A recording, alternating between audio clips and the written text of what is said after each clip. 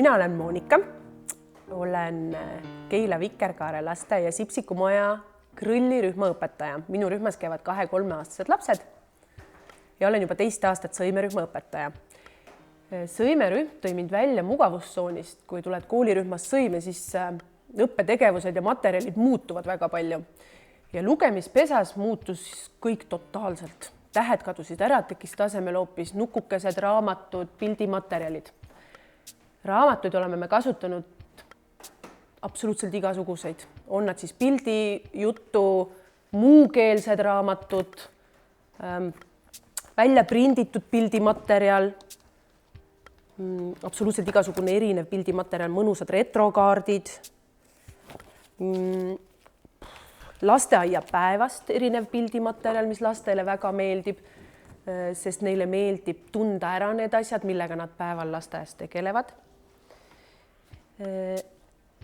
Lugemispesas me tavaliselt kasutame ka selliseid üllatuskotikesi, kus tulevad päevateemalised vahendid välja. Kunagi väga alguses, kui ma alustasin, õmbles mulle üks tore kolleeg muinasjutukoti.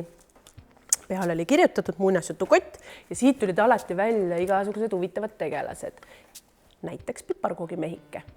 Aga piparkoogimehik ei tulnud üksi siit välja, vaid tuli välja ka tema sõber, kelleks oli karupoeg ja nii edasi. Neid vahendeid kogusime šokolaadimuna mänguasjadest. Siis vahendeid tekkis järjest juurde ja leidsin poes sellise toreda kohvri, millest sai minu esimene muinasjutu kohver.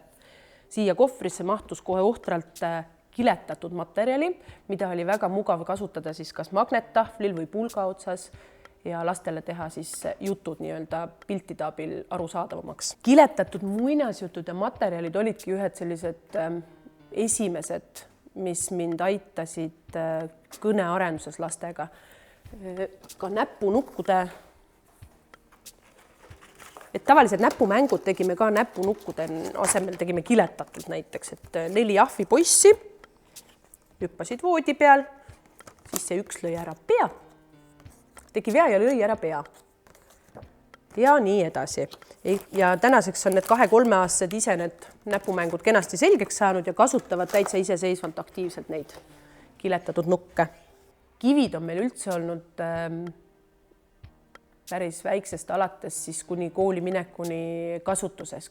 Kas me lööme nendega rütmi erinevate näpumängude juures või siis me maalime neid ja kirjutame ka sinna numbreid tähti peale, mis aitavad meil kinnistada siis materjali. Lastel on alati ka kättesaadavad erinevad sellised dramatiseerimisvahendid. Ehk kui meil on mingi tore muinasjutt kasutusel, siis meil on sellised väiksemate laste puhul on sellised peavõrud ja suuremate laste puhul on meil lausa muinasjutu stanged, kus on erinevad kostüümid peal. Ja mõnikord me muudame muinasjutu tegelasi, klassikaliste muinasjuttude tegelasi, et saaks ära kasutada kõik need vahendid, mis meil rühmas olemas on. Ehk siis 3 põrsakese asemel võivad olla näiteks Batman, Spider-Man ja keegi teine veel, Hulk näiteks. Kõik mängud on väga mitmekülgselt kasutatavad. Mina kasutan neid mänge just niisuguselt, aga teie leiate kindlasti veel toredamaid variante, kuidas nendega veel rohkem edasi mängida. Aitäh!